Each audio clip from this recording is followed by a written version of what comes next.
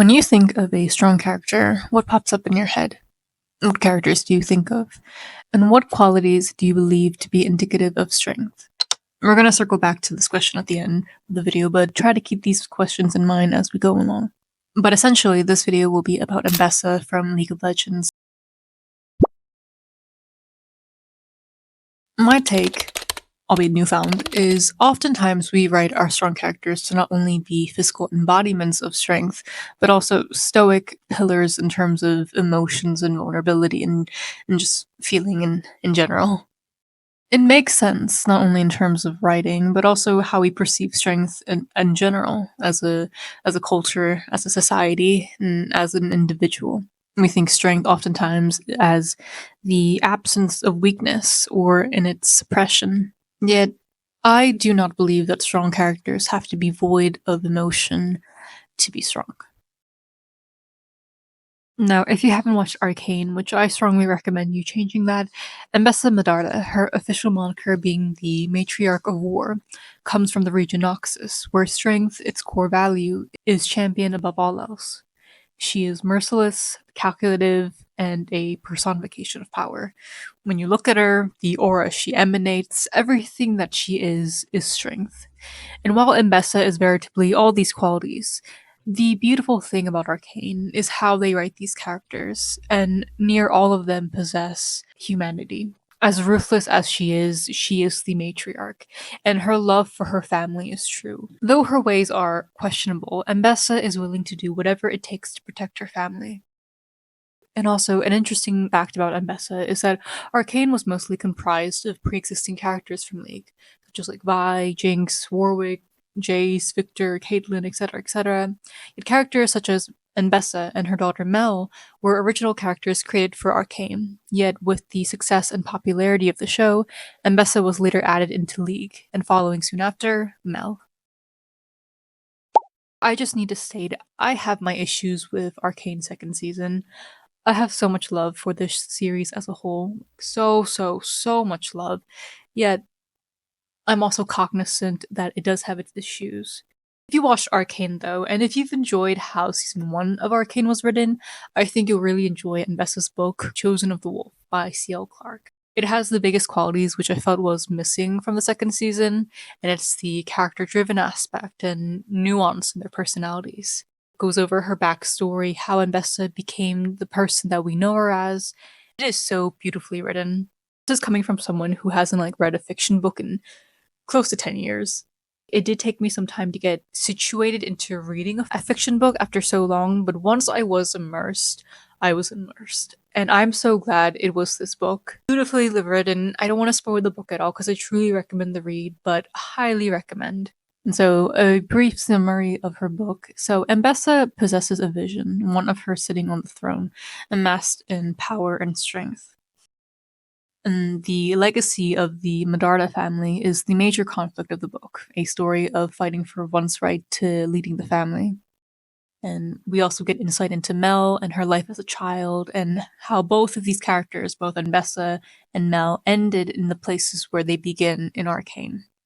I've only accelerated a process you started. I wanted to protect the city from people like you. I can't believe you'd start a war just to cover your ass. I would set the world ablaze to protect our family. I stopped being part of this family the moment you cast me out. Why did you do it? Because you weakened me. I couldn't endure the look in your eyes whenever I made the decisions, the necessary decisions to keep us safe. Perhaps she could be my daughter. You'd give me a throne. I will give you the world, child, if you prove you can take it. I will say, it does take its time to establish the plot in the beginning, but getting insight into Ambessa and who she is was a joy to read. We get insight into her second thoughts, moments of uncertainty as a mother, as a wife, as a general, and while she encompasses all these qualities and more, we also see which she will choose of them if it comes down to it. I love these things because it gives just so much nuance and dimension to a character. It would have been so easy to void these things out, to not write in these very human thoughts, even for a militaristic, kind of warmongering, ruthless warrior. But all these things coalesce into making Ambessa who she is today. Now, we can get into what makes a strong female character, but that is a whole other video in of itself. And yes, Ambessa is a woman, and this also does apply. And definitely, if I ever if I ever make such a video, I would definitely be discussing her as well. Yet, in terms of today's video, I wanted to discuss Ambessa under a more general term of strong character, irrespective and respective of her also being a woman. Now, I want to bring another character example from one of my favorite video games, Kratos from the God of War series.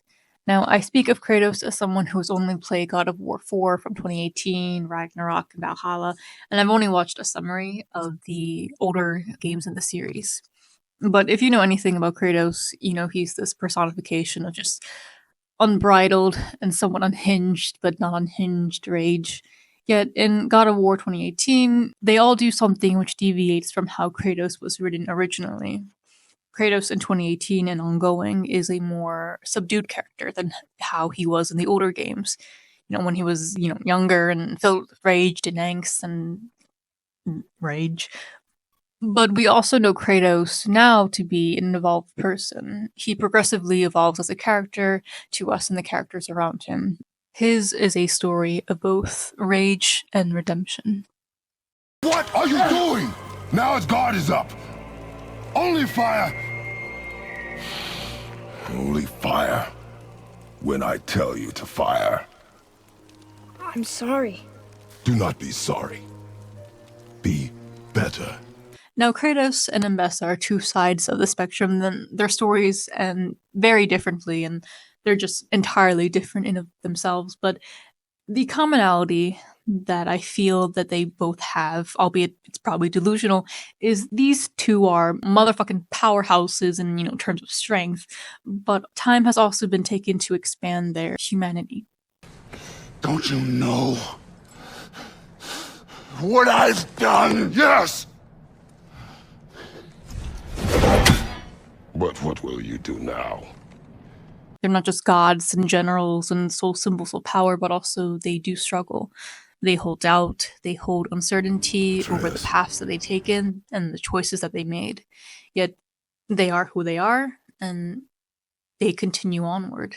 Yet seeing this humanity within such godly characters, literally and figuratively, allows the viewer to connect with them on a humane note.